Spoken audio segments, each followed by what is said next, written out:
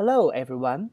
In this talk, I'm going to talk about the strategic ritual of emotionality in Chinese and Australian hard news.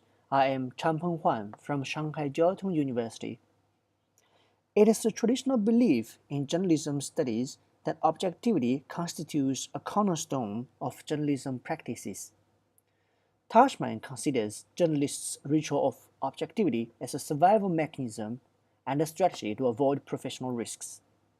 By analogy with the ritual of objectivity, some scholars propose that there is also a strategic ritual of emotionality, which is often defined as an institutionalized and systematic practice of journalists in narrating and infusing their reporting with emotion.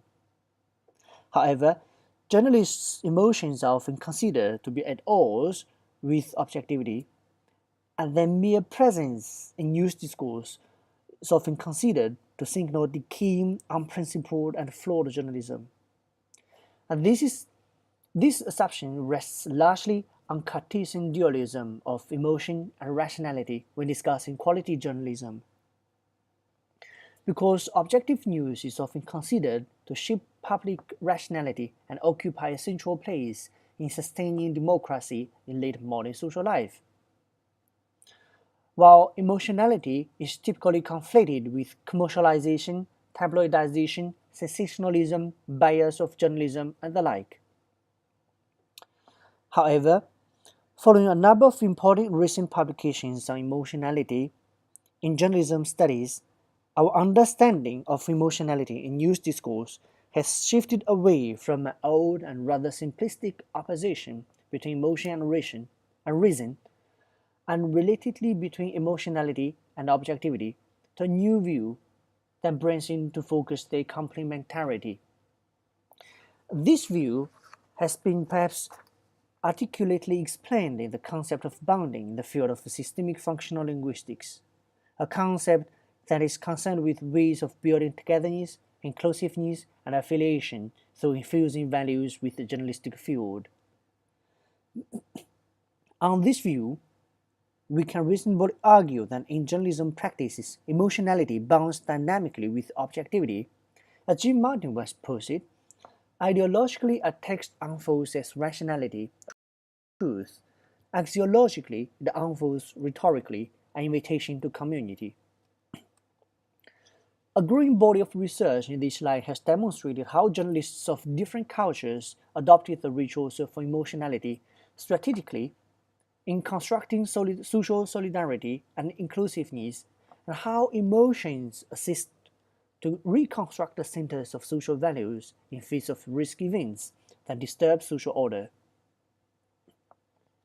However, scholarly attention has been particularly scarce in the Chinese context of hard news reporting. Additionally, our understanding has been insufficient in relation to issues such as how the rituals of emotionality are strategically adopted by journalists across different cultures.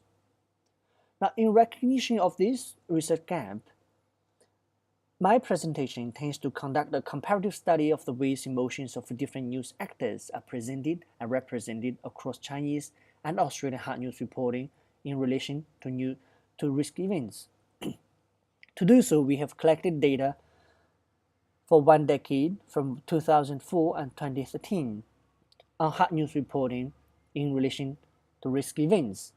By risk events, I mean those earthquake events and food safety issues in China, and bushfires and food safety issues in Australia.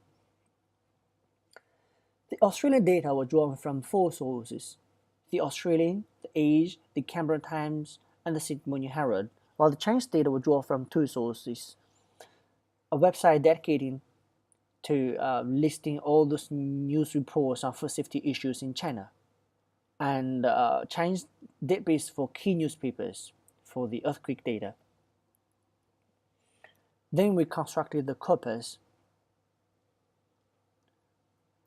To analyze emotions in the corpus, we relied on the appraisal framework proposed by Jim Martin and Pete White. We focused particularly on one of its subsystems called affect, which is concerned with registering positive and negative feelings.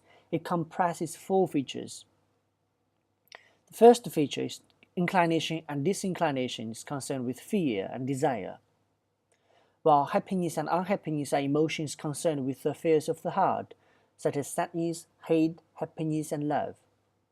While security and insecurity are emotions concerned with eco-social well-being, such as anxiety, surprise, confidence, and trust. Satisfaction and dissatisfaction are emotions concerned with telos, the pursuit of goals, ennui, displeasure, curiosity, and respect. Now let's move on to our corpus findings. Given the low frequency of inclination and disinclination in the Chinese corpus, we are unable to compare patterns across corpora, and hence a comparable study will be excluded from this presentation. Hence, we will focus on happiness, unhappiness, satisfaction, dissatisfaction, security, and insecurity.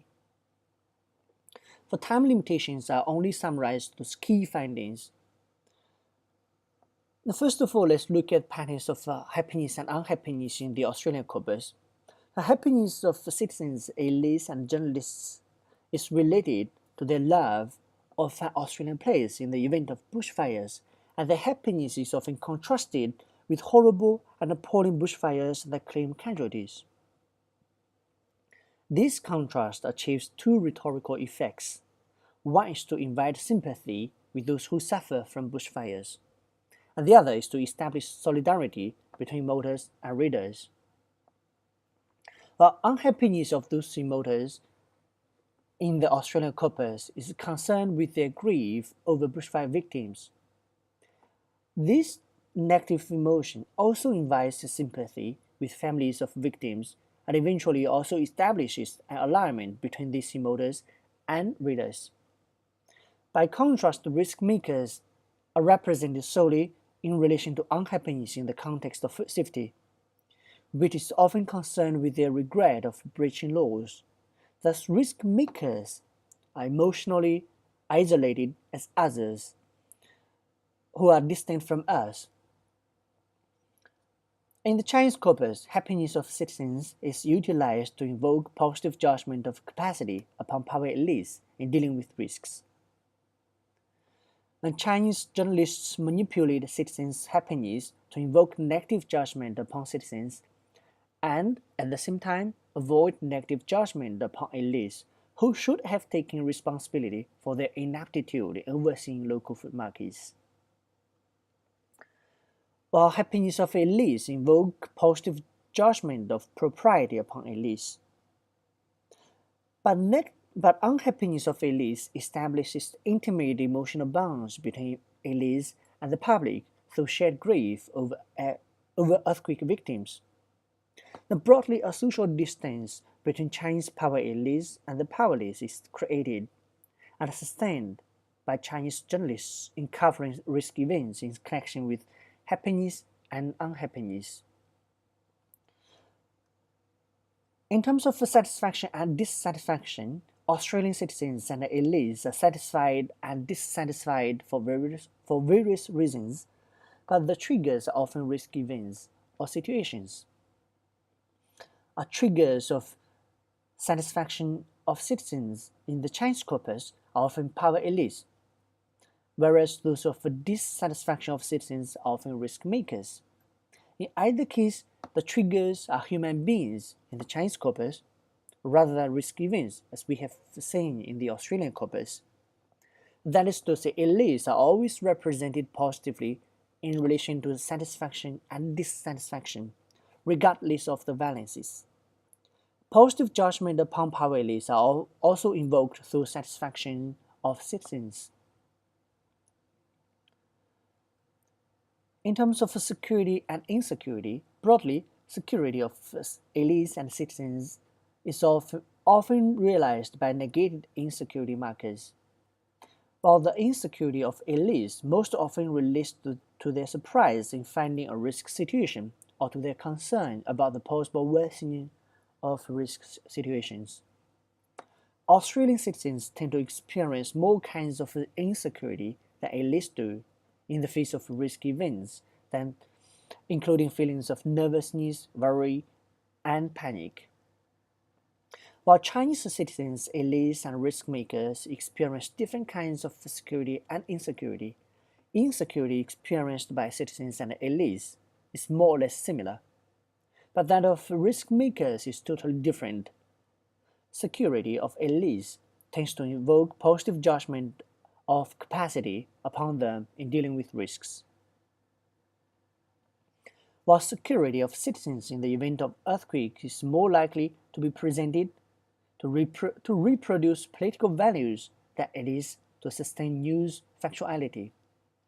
For example, in this example, such a way of presenting security of the citizens does not necessarily invoke positive judgment of capacity upon Chinese elites as it is intended, perhaps. Rather, it undermines public confidence in journalists' professional credibility because it is impossible for citizens to feel secure in the immediate aftermath of earthquakes, even with elite support. That is, such reports run counter to our expectation or to the real situation. Now let's briefly summarize the findings. Now we have found both cultural resemblances and variability in the way emotions are manipulated by Chinese and Australian journalists. To be specific, unhappiness in both corpora is chiefly concerned with grief of news actors over bushfires victims or grief over earthquake victims. Chinese and Australian journalists also resemble each other in presenting and representing security and insecurity of ordinary citizens and elites, through foregrounding their concerns and worries about risks at issue. However, the Corpus findings have also registered remarkable disparity. Happiness in the Australian corpus is concerned with a love towards an Australian place in the event of bushfires. So, as such, a social bond has been built up between the powerful and the powerless. By contrast, happiness in the Chinese corpus is mainly related to citizens' love of risk food. In this way, negative judgment is invoked upon their purchase habits, and at the same time, negative judgment upon power elites is avoided. The resources of happiness in the Chinese corpus separate the powerful from the powerless. As to dissatisfaction, the Australian journalists tend to present citizens' emotion towards risk food, while Chinese journalists tend to present citizens' emotion towards risk makers. In the Australian corpus, citizens' satisfaction is often related to their pleasure with the Australian food, whereas in the Chinese corpus, citizens' satisfaction is more often than not triggered by elites or their efforts. The satisfaction and dissatisfaction of elites in the Australian corpus mainly relates to their pleasure with improved risk situations or disappointment with the current risk situations. By contrast, elites in the Chinese corpus often show their respect of people's willingness. Our findings strongly support the statement that there is some evidence of an increasing emotionalization of journalistic narratives. However, the increasing emotionalization or emotionality does not necessarily suggest that news has become emotional. We argue that, rather, it signals more explicit journalistic involvement with readers in news discourse. And this is because the strategic ritual of emotionality is essential in the context of tightening media budget and increasing press competition in Chinese and Australian context of news production. And these rituals of emotionality are strategically utilized in service of engaging with the broad readership and therefore accruing economic benefits in the end. Corpus findings have also pointed to the ways Chinese and Australian journalists undertake divergent stances through mediating emotions of news actors of different social statuses. Broadly, Chinese journalists tend to align with power elites through enacting positive appraisal of elites and avoiding negative judgment upon them, whereas Australian journalists do not take a skewed stance towards power elites. Corpus findings show that both Australian and Chinese journalists endeavour to restore social order in the face of disorder and risk situations through maneuvering emotions of news actors. However, we have witnessed different centers of social values being construed in Chinese and Australian hard news reporting on risk events. In the Australian context, the center of social values holding the nation together is construed through ordinary citizens, whereas in the Chinese context, the center is construed through power elites. Now let's briefly conclude this presentation. The Corpus findings have pointed to the distinction in the ways Australian and Chinese journalists construct different centers of social values in the face of risk events through mediating emotions of news actors with different social standings. And this is the end of this presentation. And this presentation is based on an article forthcoming in Critical Discourse Studies. So if you want to refer to the details, please refer to this article. Thank you.